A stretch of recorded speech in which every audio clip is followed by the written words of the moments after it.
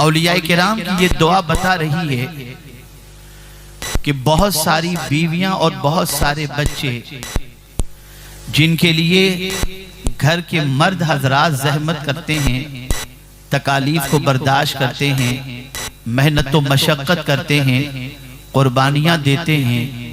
कभी कभी ऐसा भी होता है कि वही बीवी बच्चे बाप के लिए, शौहर के लिए वबाले जान बन जाया करते हैं। औरत भी अल्लाह की एक नेमत है, औलाद भी अल्लाह की एक बड़ी नेमत है, और इन दोनों नेमतों के हुसूल के वक्त इंसान बड़ा खुश होता है। यही वजह है कि आप देखते होंगे कि जब निकाह होने वाला होता है उस वक्त मर्द भी खुश होता है, बीवी भी खुश होती है। निकाह की तकरीब होती है, उस वक्त दोनों घरानों के अंदर खुशियों की लहर दौड़ रही होती है। और फिर इसी तरीके से निकाह के बाद घर के अंदर एक बच्चा अगर आ जाए तो घर वालों की खुशी के अंदर चार चांद लगते दिखाई देते हैं। लेकिन आप जानते होंगे कि कुछ ही दिनों के बाद, कुछ ही महीनों के बाद, कुछ ही सालों के बाद कभी बीवी से नफरत हो जाती है, कभी बच्चे से नफरत हो जाती है, और कैफियत घर की ऐसी बन जाती है कि घर में मर्द का पहुंचना वबाले जान बन जाता है। और ऐसा भी होता है कि कभी मर्द ही कुछ ऐसे बन जाते हैं जिसकी वजह से औरत की जिंदगी दुश्वार हो जाती है और औरत के लिए जीना मुश्किल हो जाता है।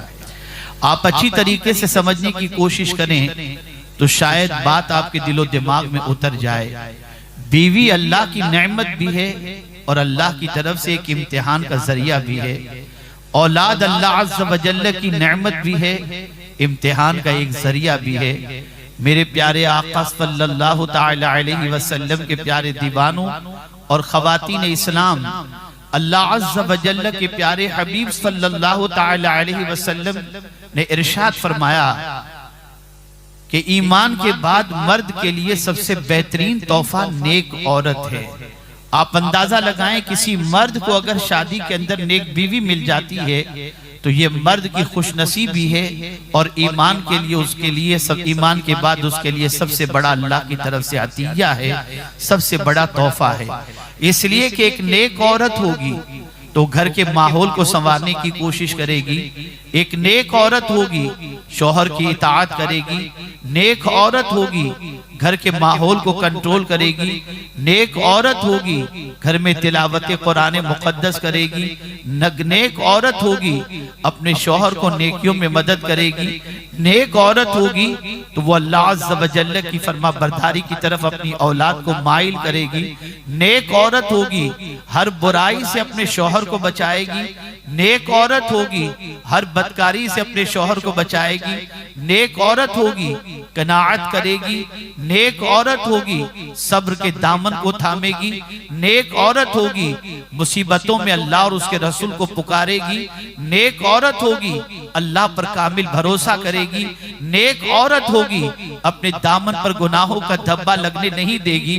पता चला अगर किसी को नेक औरत मिल जाए तो अल्लाह के रसूल सल्लल्लाहु अलैहि वसल्लम के इरशाद की रोशनी में ईमान के बाद उस मर्द के लिए कुदरत का ये बहुत बड़ा तोहफा है।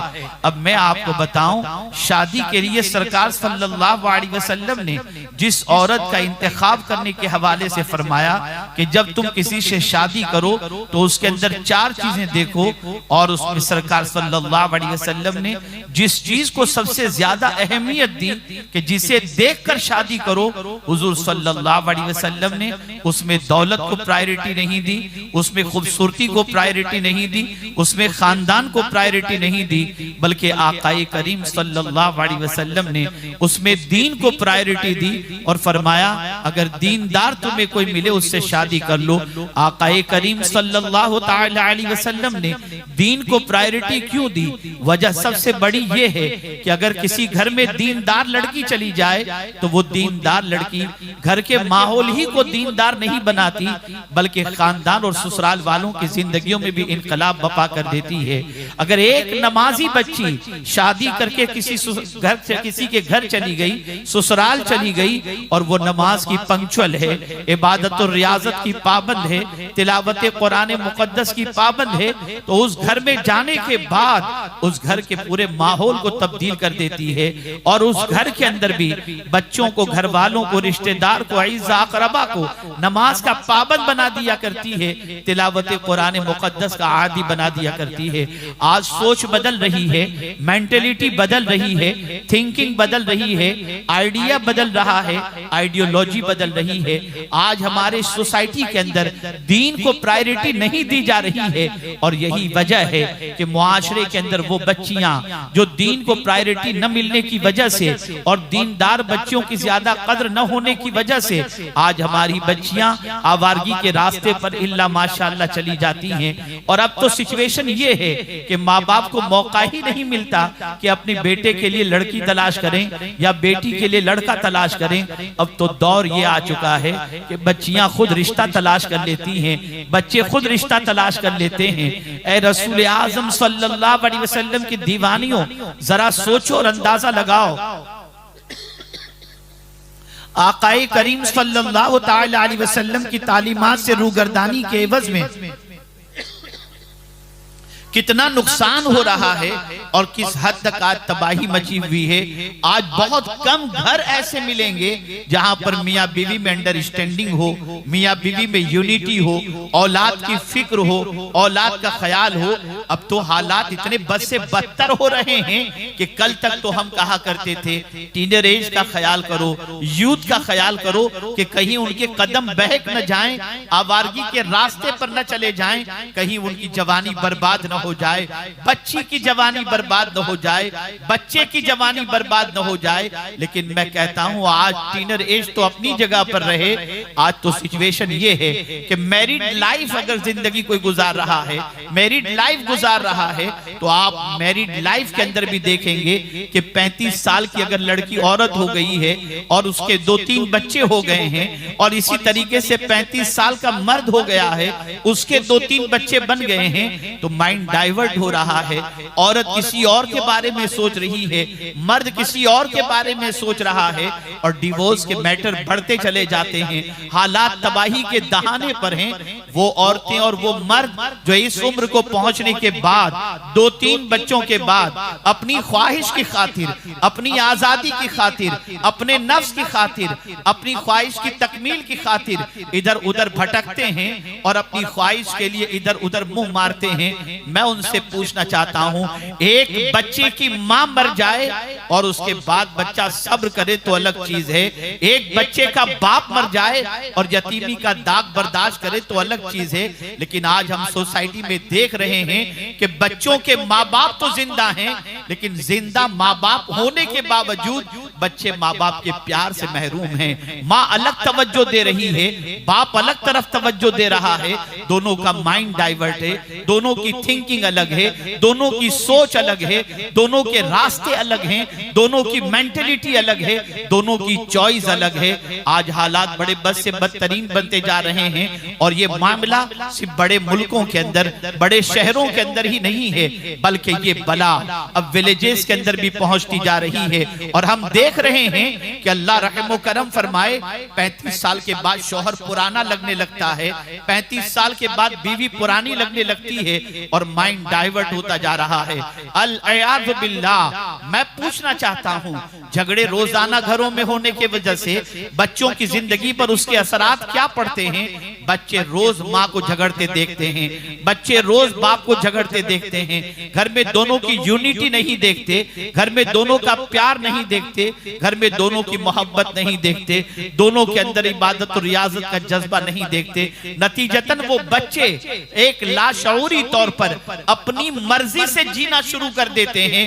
और जाहिर सी बात है, विदाउट ट्रेनिंग अगर बच्चे अपनी मर्जी से जिएंगे तो उनका रास्ता वो नहीं होगा जिस रास्ते पर चलने चलने के बाद उन्हें मंजिल मिल सके। इसीलिए कुरान ने कहा बाज औरतें और बाज बच्चे जो है अल्लाह अकबर अल्लाह अज़्ज़ व जल्ल की बारगाह में दुआ की गई कि उन्हें आंखों की ठंडक बना। याद रखें, आप अच्छी तरीके से इसे जहन में रखें, कर के मानी होता है ठंडक के और हर के मानी होता है जो है वो गर्म के। इसीलिए हरारत कहते हैं जब बदन के अंदर बुखार हो तो आदमी कहते हैं कि टेम्परेचर हरारत ज्यादा है। हर के मानी गर्म के होते हैं और कर के मानी ठंडक होते हैं। तो अल्लाह के वली अल्लाह की बारगाह में दुआ करते हैं, ए अल्लाह हमें ऐसी बीवियां और ऐसे बच्चे अता कर जो हमारी आंखों की ठंडक बन जाएं। इसलिए कि कभी कभी ऐसा होता है कि बच्चे और बीवी जब गलत रास्ते पर हो और उनकी जिंदगी अल्लाह और उसके रसूल की नाफरमानी में गुजर रही हो तो घर का पूरा माहौल बर्बाद होता है। घर होते हुए इंसान बुराइयों के अड्डों पे चला जाता है, घर जाना नहीं चाहता, इसलिए कि उसे मालूम होता है कि मैं घर जाऊंगा तो घर में झगड़े होंगे, मैं घर जाऊंगा तो घर के अंदर तनाव होगा, मैं घर जाऊंगा तो परेशानियां होंगी। यहां मैं एक थोड़ी सी बात आपके गोश गुजार करना चाहूंगा जिससे समझने की कोशिश करें। याद रखें, बाहर के जितने भी मसाइल हों एक मर्द बड़ी आसानी से निपट सकता है। बाहर के दुश्मनों से निपटना आसान है। कभी ऐसा भी होता है कि बाहर के लोगों से अगर कोई इख्तिलाफ है और कोई परेशानी है और उनसे कोई अजियत पहुंच रही है तो आदमी उनसे किनारा कर लेगा, उनसे ताल्लुक तोड़ देगा और कहेगा जाने दो, मैं तुम्हारे से आज से बात नहीं करूंगा, तुम्हारा मेरा कोई ताल्लुक नहीं। और वो बाहर वाला इंसान उसके घर में तो नहीं रहता, उसके घर में तो परवरिश नहीं पाता, उसके घर में तो जिंदगी नहीं गुजारता, लेकिन बीवी तो घर ही में रहती है, बच्चा तो घर ही में रहता है। आपको रोजाना उसका मुंह देखना है, आप उसे घर से निकाल भी नहीं सकते, न बच्चे को निकाल सकते हैं, न बीवी को निकाल सकते हैं। अल्लाह अकबर। अब सिचुएशन ऐसी होती है, खिला आप रहे हो, पिला आप रहे हो, लिबास आप दिला रहे हो, कपड़ा आप दिला रहे हो, घर अपना दिए हुए हो, लेकिन अल्लाह अकबर आप ही के आरजुओं का गला घोंटा जा रहा है, लेकिन आप उनको घर से निकाल नहीं सकते। आप सोचते हैं या अल्लाह मैं इसे घर से निकालूंगा तो कहीं ऐसा न हो बदकिरदारी के रास्ते पर चली जाए, इसकी जिंदगी बर्बाद हो जाए, बच्चों को निकाल दूंगा तो कहीं ड्रग्स इस्तेमाल करने वाले न बन जाएं। तो आपकी सिचुएशन ये है, आप खिला भी रहे हैं, पिला भी रहे हैं और बच्चों की तरफ से मिलने वाली तकलीफ को झेल भी रहे हैं, बर्दाश्त भी कर रहे हैं, सब्र भी कर रहे हैं। याद रखें, इंसान पूरी दुनिया के मुकाबले के लिए हमेशा तैयार रह सकता है, लेकिन औलाद और बीवी के मुकाबले के लिए वो हिम्मत हार जाया करता है। बड़े बड़े ताकतवरों ने बीवी और बच्चों के सामने हथियार डाल दिए और उनको जल्दी से बुढ़ापा इस सबब से भी आ जाता है कि उनके बीवी बच्चों की तरफ से मिलने वाली अजियतें इंसान को बुढ़ापे की तरफ जल्दी से ले जाया करती हैं। खुश नसीब है वो इंसान जिन्हें अल्लाह ऐसी बीवी अता फरमाए और ऐसी औलाद अता फरमाए जिनको देखने के बाद आंखों को करार मिल जाए, आंखों को ठंडक मिल जाए। इसलिए अल्लाह के वली दुआ करते हैं, ए अल्लाह हमें ऐसी बीवियां अता फरमा जो हमारी आंखों की ठंडक हो, ऐसी औलाद अता फरमा जो हमारी आंखों की ठंडक हो। ये दुआ किसी ऑर्डिनरी इंसान की नहीं है, बल्कि ये दुआ उन अल्लाह के मुकर्रब बंदों की है जिनकी तारीफ कुरान कर रहा है, जिनके चाल और हाल का बयान कुरान कर रहा है, जिनकी जिंदगी के आगाज, जिनकी जिंदगी की तारीफ का सिलसिला और बयान कुरान यूं करता है, व इबादुर रहमानिल लदीना यमशूना अलल अर्दि हौना व इज़ा खातबहुमुल जाहिलूना सलामा। यहां से लेकर आखिर तक उनकी तारीफ करते हुए उनकी दुआओं का तज़किरा कुरान कर रहा है। यहां ये बात अच्छी तरह से जहन में रखनी है कि औलाद आंखों की ठंडक बने कैसे। और ये बात याद रखें, औलाद के सिलसिले में फिक्र हर बाप को रहती है। हमारी दुआएं नाकिस हैं, हमारा मांगने का तरीका अधूरा है। हम बारगाहे समदियत में औलाद की भीख तो मांगते हैं, लेकिन कैसी औलाद की भीख मांगते हैं? सिर्फ औलाद की भीख मांगते हैं। औलाद अगर नेमत न होती तो हजरत इब्राहिम बारगाहे समदियत में दुआ न करते, बुढ़ापे में रब्बे हबली मिनस सालिहीन सालिहीन कि अल्लाह मुझे नेक औलाद अता फरमा। एक अजीम दुआ हजरत इब्राहिम ने बताई और वो दुआ ये है कि जब भी अल्लाह की बारगाह में औलाद के लिए दुआ करो तो नेक औलाद की दुआ करो। अल्लाह अकबर। इसी तरीके से हजरत ज़करिया अलैहिस्सलातु वस्सलाम ने बारगाह समदियत में दुआ की तो यूं की, रब्बि हबली मिन लदुनका ज़ुर्रियतन तय्यिबा, ए अल्लाह मेरी मुझे अता फरमा ऐसी औलाद जो पाकीज़ा हो। आप अंदाजा लगाएं, इसलिए कि सब जानते हैं कि कुरान मुकद्दस के अंदर और अल्लाह अज़्ज़ व जल्ल के फरमान की रोशनी के अंदर औलाद बहुत बड़ी आजमाइश हुआ करती है और बीवी भी बहुत बड़ी आजमाइश हुआ करती है। मेरा ये जुमला अगर आप नोट कर सकते हो तो दिल की तख्ती पर नोट कर लो। औरत चाहे तो शौहर को शराबी बना सकती है और औरत चाहे तो शौहर को नमाजी बना सकती है। औरत के अंदर इतना पावर अल्लाह ने रखा है कि औरत अपने शौहर की तस्कीन का सामान बनकर उसे सीधे रास्ते पर ला सकती है। औरत को अल्लाह ने इतनी कुव्वत अता फरमाई है और इतनी ताकत अता फरमाई है। हजरत सिर्री सख्ती रदी अल्लाह ताला अन्हु इरशाद फरमाते हैं कि मैंने एक लौंडी खरीदी और उस लौंडी को मैंने अपने घर लाया। उस वक्त तक हजरत सिर्री सख्ती अलैहि रहमतु व रिज़वान इबादत की तरफ इतने माइल न थे। आपने बाजार से एक लौंडी खरीदी और लौंडी को खरीदने के बाद अपने घर लेकर के आए। लौंडी को उसका कमरा बता दिया, खुद अपने कमरे में तशरीफ ले गए। हजरत सिर्री सख्ती रहमतुल्लाह ताला अलैह फरमाते हैं वो लौंडी अल्लाह की इबादत गुजार बंदी थी, अल्लाह की इताअत गुजार बंदी थी। रात को वो अपने कमरे में पहुंचने के बाद इबादत में मसरूफ हो गई और जब आधी रात गुजरी मेरे दरवाजे के करीब पहुंची और देखा कि कहीं मेरे घर के अंदर से कोई इबादत और रियाजत और तिलावत की कोई हल्की सी जो है वो भनक तो महसूस नहीं हो रही। जब उसे यकीन हो गया कि मैं सोया हुआ हूं और इबादत नहीं कर रहा, उसने मेरे दरवाजे पे दस्तक दी। मैंने दरवाजा खोला तो उस लौंडी ने मुझसे कहा जागो और अल्लाह की बारगाह में चंद रकात का तोहफा पेश करो। अल्लाह वाले रात को पूरी रात सोया नहीं करते बल्कि तहज्जुद अदा किया करते हैं। हजरत सिर्री सख्ती रहमतुल्लाह ताला अलैह ने उसकी बात सुनने के बाद फिर वो सो गए। फरमाते हैं कुछ देर गुजरी फिर वो औरत आई और फिर दरवाजे पे दस्तक दी और कहा अब तो रात गुजरने के करीब है, उठ के चंद रकात अल्लाह की बारगाह में पढ़ लो। फरमाते हैं उसके इस जज्बे ने और उसकी इस तड़प ने मेरी जिंदगी बदल दी और मैंने फिर उसके बाद उठकर वुजू किया और वुजू के बाद में तहज्जुद अदा किया। फरमाते हैं उस औरत ने, उस लौंडी ने मुझे 2 मरतबा घर के दरवाजे पर दस्तक देकर मुझे हमेशा के लिए तहज्जुद का पाबंद बना दिया। आप अंदाजा लगाएं, एक औरत अगर चाहे तो अल्लाह अज़्ज़ व जल्ल की इताअत की तरफ माइल कर सकती है। जब औरत अपने शौहर से जेवरात खरीदवा सकती है, शौहर को दाढ़ी नहीं रखवा सकती, शौहर को बेहतरीन लिबास पहनवा सकती है, ट्रिप के लिए ले जा सकती है, तो क्या अगर औरत चाहे तो शौहर नमाजी नहीं बन सकता, शौहर सीधे रास्ते पर नहीं आ सकता? लेकिन अफसोस, 1000 अफसोस, आज बहुत सारी बहनों की मेंटेलिटी खराब हो चुकी है। इल्ला माशाअल्लाह, मैं सबकी बात नहीं करता, आज भी हमारी सोसाइटी के अंदर बहुत सारी औरतें ऐसी हैं जिनकी जिंदगी अल्लाह की इताअत में गुजरती हैं, जिनकी जिंदगी रसूल की इताअत में गुजरती हैं, जो इबादत और रियाजत में जिंदगी गुजारने पर फख्र करती हैं, जो तिलावत में जिंदगी गुजारती हैं। लेकिन आइए मैं आपको बताऊं अपने शौहर को किस तरीके से समझाया जाए और बच्चों को आंखों की ठंडक किस तरीके से बनाई जाए। पहली चीज जो उलमा ने फरमाई है, मुहद्दिसीन ने फरमाई है, वो ये है कि औलाद की आंखों को ठंडक बनाने के लिए पहला तरीका ये है कि माँ बाप अपनी औलाद के लिए कभी बद्दुआ न करे, हमेशा अल्लाह की बारगाह में उनके लिए दुआ करती रहे। इसलिए कि माँ बाप की दुआ औलाद के हक में वो मकाम रखती है जो नबी की दुआ उम्मती के हक में मकाम रखती है। अल्लाह अकबर। अगर माएँ रात को बिस्तर छोड़ करके उठें और मुसल्ला बिछाकर अल्लाह की बारगाह में गिरियोजारी करें तो अल्लाह ताला उनकी दुआओं की बरकत से औलाद की जिंदगियों में इनकलाब पैदा कर देगी।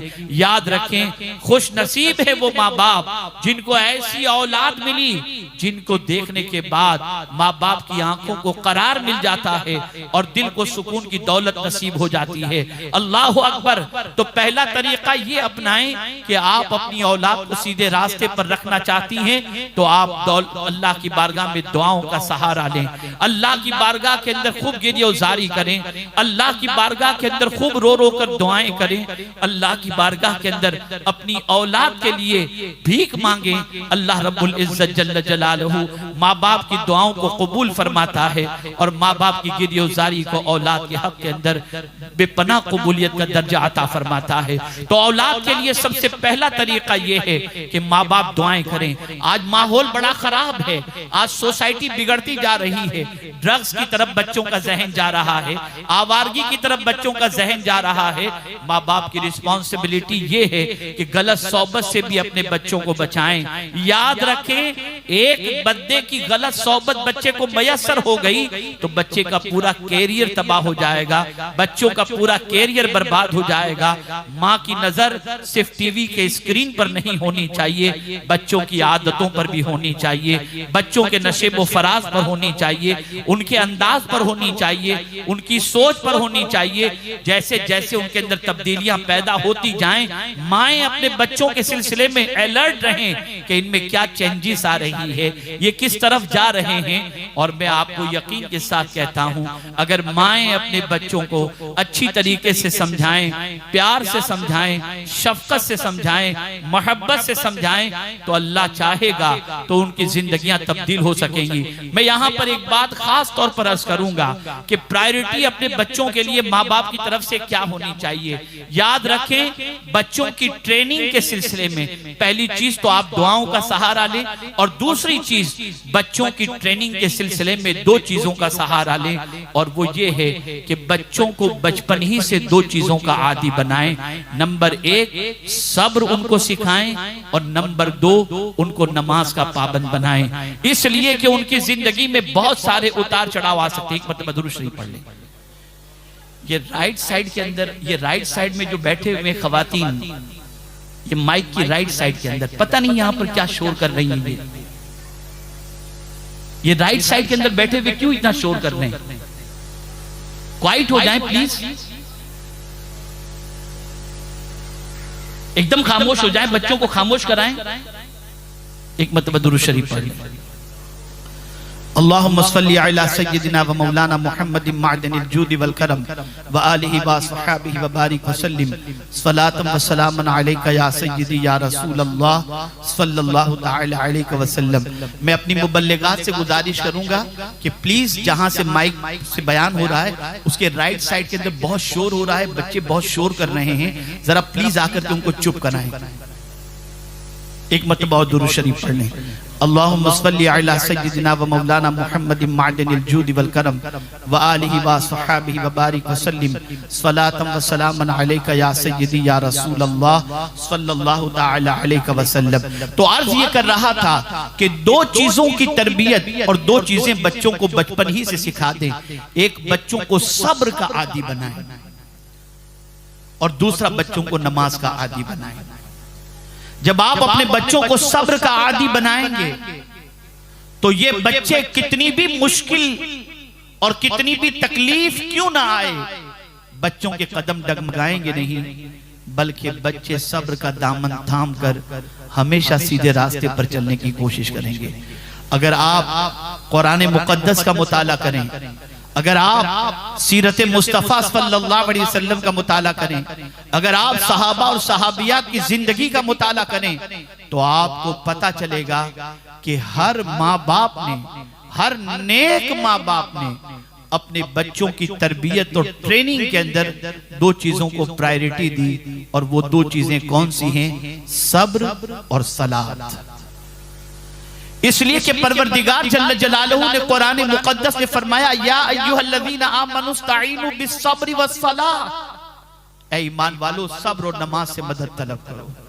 इन्नल्लाह मअस साबिरीन, बेशक अल्लाह सब्र करने वालों के साथ है। अगर एक माँ ने अपनी बच्ची को सब्र की तालीम दे दी और ये आये मुबारका अपनी बच्ची को बता दी तो ये बच्ची ब्याह कर जाने के बाद अगर ससुराल के अंदर आने वाली तकालीफ होंगी तो उसे ये आयत याद होगी, तो वो इधर उधर तवज्जो बटाने की बजाय सब्र का दामन थामेगी और मुसल्ला पकड़ लेगी। तो फिर वो औरत, वो बच्ची अपने ससुराल में तन्हा नहीं होगी, बल्कि मेरे रब का साथ उसके साथ होगा कि करीम ने फरमाया इन्नल्लाह मअस साबिरीन। आप देखें हजरत इब्राहिम अलैहिस्सलातु वस्सलाम ने अपने बच्चे को सब्र की तालीम अता फरमाई, सब्र की तरबियत फरमाई। यही वजह तो है कि जब हजरत इब्राहिम अलैहिस्सलातु वस्सलाम ने ख्वाब में देखा और जब अपने बच्चे से फरमाया इन्नी अरा फिल मनाम अन्नी अज़बहुका फंजुर माज़ा तरा, बेटे मैंने ख्वाब में देखा है कि मैं तुम्हें ज़बह कर रहा हूं, तुम्हारी क्या राय है इस सिलसिले में। इतनी बड़ी बात, इतना बड़ा हो कि मैं ख्वाब में तुझे ज़बह करते देख रहा हूं मेरे बेटे, अब तेरा इस सिलसिले में क्या ओपिनियन है, तेरा क्या ख्याल है, तेरा इस सिलसिले में क्या मशवरा है। अल्लाह अकबर। वो तरबियत जो बाप ने अपने बच्चे को बचपन से दी थी, वो तरबियत उस वक्त पुकारती है या अबती फ़अल, मेरे अब्बा कर गुजरिए, सतजिदुनी इंशाअल्लाहु मिनस साबिरीन, अनकरीब आप मुझे सब्र करने वाला पाएंगे। इस मुसीबत के अंदर मैं शोर नहीं करूंगा, इस मुसीबत के अंदर मैं गलत कदम नहीं उठाऊंगा, इस मुसीबत पर मैं अल्लाह अज़्ज़ व जल्ल की नाशुक्री नहीं करूंगा, इस मुसीबत के अंदर मैं आपके हाथ को पकड़कर ज़बा से नहीं रोकूंगा, इसलिए कि अब्बा जान आपने मेरी तरबियत सब्र से फरमाई है। तो आप जब मेरी गर्दन पर छुरी चलाएंगे तो मुझे शिकवा करने वाला नहीं, सब्र करने वाला पाएंगे। ये सब्र की तरबियत आज के दौर के अंदर हर माँ बाप के लिए जरूरी है कि अपने बच्चे को सब्र की तरबियत दें। आने वाले दिन हमें नहीं मालूम, आने वाला फ्यूचर हमें नहीं मालूम, हम अपनी बच्ची को अच्छी तरीके से ब्याह कर ससुराल रवाना कर देते हैं, अपने बच्चे की परवरिश करते हैं, अच्छी तालीम देते हैं, लेकिन उनका फ्यूचर ब्राइट है या डार्क वी डोंट नो, हम नहीं जानते। लेकिन हमारी रिस्पॉन्सिबिलिटी होती है कि हमने उनको जब दो हथियार दे दिए सब्र के और सलात के, तो जब कभी अल्लाह न करे उनके फ्यूचर के अंदर कोई अंधेरा आ जाए, कोई तारीकी आ जाए, कोई डार्कनेस आ जाए, कोई प्रॉब्लम आ जाए, तो हमारा बच्चा इजी मनी के लिए ड्रग्स सप्लायर नहीं बनेगा, बल्कि हमारा बच्चा सब्र का दामन थाम कर अल्लाह की बारगाह में सद्दारेज हो जाएगा और फिर मेरे करीम की बारगाह से उसे बेहिसाब अज्र भी मिलेगा और बेहिसाब इनाम भी मिलेगा। तो माओ की रिस्पॉन्सिबिलिटी सबसे बड़ी ये है कि अगर वो चाहती है कि औलाद आंखों की ठंडक बने, तो पहला काम ये करें कि बच्चों को सब्र की दावत दें, उन्हें बचपन ही से बताएं, उन्हें बचपन ही से बताएं कि सब्र क्या चीज है, और फिर ताजदारे करबला का वाकया बताएं, हजरत अली अकबर का वाकया बताएं, हजरत अय्यूब अलैहिस्सलाम के वाकयात बताएं, हजरत इस्माइल अलैहिस्सलाम के वाकयात बताएं, तारीख के उन औलिया बुजुर्गाने दीन के वाकयात बताएं जिन्होंने मसाइब के अंदर सब्र के दामन को थामा था और सब्र का दामन थामने के बाद उन्होंने किस तरीके से कामयाबी हासिल की। तो आज जरूरत इस सब्र की है कि माएँ अगर चाहती है कि औलाद आंखों की ठंडक बने, तो जरूरत इस सब्र की है, सब्र और सलाह। इसीलिए आप जानते हैं हजरत लुकमान ने अपने बेटे को जब नसीहत फरमाई तो यही तो फरमाया, या बुनैया अक़िमिस सलाह, ए मेरे बेटे नमाज कायम कर। इसी तरीके से आप जानते हैं अंबियाए किराम अलैहिमुस्सलातु वस्सलाम ने भी अल्लाह की बारगाह में दुआ की, तो तन्हा खुद के नमाजी होने की दुआ नहीं की, बल्कि ज़ुर्रियत के लिए भी जिस चीज को अल्लाह से मांगा वो नमाज के हवाले से मांगा, रब्बि जअलनी मुक़ीमस्सलाह व मिन ज़ुर्रियती। यहाँ भी ज़ुर्रियत के लिए नमाज की दुआ की गई, इसलिए कि वो जानते थे कि नमाज बेहयाई से भी रोकेगी, नमाज बुरी आदतों से भी रोकेगी, नमाज बदकिरदारी से भी रोकेगी, और नमाज की बुनियाद पर जो सर सजदे में झुकता रहेगा उस सर की पोजीशन आवारा गर्दी की तरफ जाने की नहीं होगी। तो अर्ज करने का मंशा ये है कि माएँ अगर चाहती हैं कि औलाद आंखों की ठंडक बने, तो उसके लिए जरूरी है कि माएँ नमाज की पाबंद बने और सब्र की तालीम अपने बच्चों को देती रहें और खुद भी सब्र के हवाले से और नमाज के हवाले से बच्चों की तालीम और तरबियत के अंदर तवज्जो देती रहें। तीसरी चीज दुआ, सब्र और सलात की तरबियत, और तीसरी चीज जो है उसे खास तौर पर जहन में रखें, बच्चों को अच्छे अखलाक सिखाएं। आकाए करीम सल्लल्लाहु ताला अलैहि वसल्लम से सवाल किया गया कि पेरेंट्स की तरफ से औलाद के लिए सबसे बड़ा गिफ्ट कौन सा है? आज हम अपने बच्चे को गिफ्ट देते हैं, बर्थडे गिफ्ट देते हैं, पास होने का गिफ्ट देते हैं, अच्छे परसेंटेज लाने का गिफ्ट देते हैं। गिफ्ट पर गिफ्ट हम अपने बच्चों को देते रहते हैं, बड़ा कॉस्टली गिफ्ट देते हैं, जैसी कैपेसिटी वैसा गिफ्ट देते हैं। लेकिन आइए मदीने के ताजदार से पूछते हैं, या रसूल अल्लाह सल्लल्लाहु अलैहि वसल्लम, औलाद के लिए पेरेंट्स की तरफ से सबसे बड़ा गिफ्ट कौन सा है? तो मेरे आका सल्लल्लाहु अलैहि वसल्लम फरमाते हैं, गुड मैनर्स, अच्छे अखलाक, ये पेरेंट्स की तरफ से औलाद के लिए सबसे बड़ा गिफ्ट है। लेकिन आज कैरेक्टर के हवाले से, मैनर्स के हवाले से माँ बाप के पास टाइम ही नहीं है कि वो अपने बच्चों को सिखाएं। आज पोजीशन ये, बच्चा खुद से बड़ा होता है, माँ मोबाइल में चैटिंग में बिजी है, बाल बनाने में बिजी है, ड्रेसिंग में बिजी है, जॉब में बिजी है, या और किसी काम में बिजी है। उसके पास इतना वक्त नहीं कि वो अपने बच्चे को केयर कर सके। ज्यादा से ज्यादा केयर इतना ही होता है, यूनिफॉर्म पहना दिया और स्कूल छोड़ दिया, जुब्बा पहना दिया, मदरसा छोड़ दिया, छोड़ने गए, पिक किए, बस इतनी ही हद तक आज ड्यूटी रह गई है।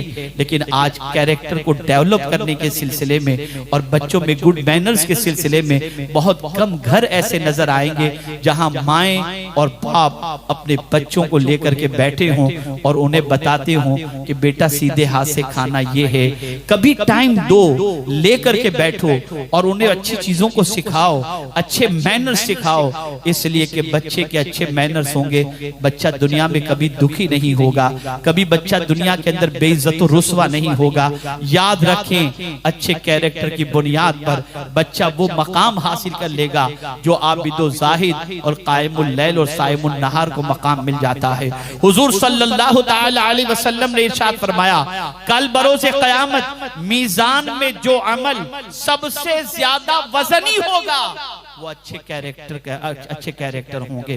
पता ये चला कि अगर हमने अपने बच्चों को कैरेक्टर अच्छा दिया, अच्छे अखलाक दिए, तो यही अच्छे अखलाक हमारे बच्चों के जो है वो सिर्फ दुनिया में काम आने वाले नहीं होंगे बल्कि आखिरत में भी काम आएंगे। इसीलिए हुजूर सल्लल्लाहु ताला अलैहि वसल्लम ने कभी दुनिया ही के हवाले से अपने बच्चों की फिक्र की तालीम नहीं दी, बल्कि हुजूर सल्लल्लाहु अलैहि वसल्लम ने हमेशा आखिरत के हवाले से प्रायोरिटी रखी और आखिरत की भी तालीम हुजूर ने अता फरमाई।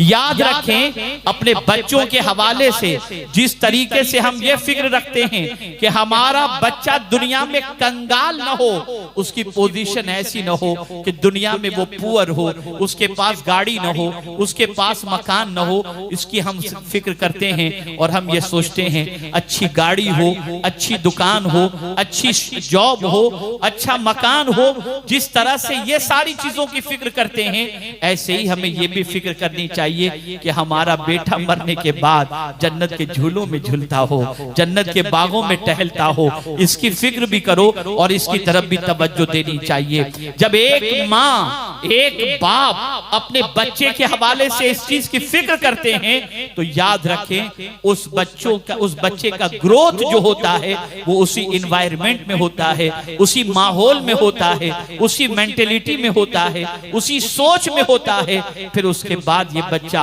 10 लोगों के दरमियान जाकर के बैठता है तो उसके कैरेक्टर की बुनियाद पर उसकी पोजीशन दूसरों से बेहतर होती है और लोग उस बच्चे को देखकर उसके माँ बाप को एप्रिशिएट करते हैं और कहते हैं कि जरा देखो तुमने अपने बच्चों को किस तरीके से तरबियत अता फरमाई, हमें भी तुम्हारे नक्शे कदम पर चलने की अल्लाह तौफीक अता फरमाए। तो बच्चों को अच्छे कैरेक्टर दो और बच्चों को सिर्फ दुनिया के बारे में न सिखाओ, बच्चों को आखिरत के बारे में भी बताओ। उनके दिल में आखिरत की फिक्र पैदा करो, उनके दिल में अल्लाह की बारगाह में जवाबदेही के बारे में फिक्र पैदा करो।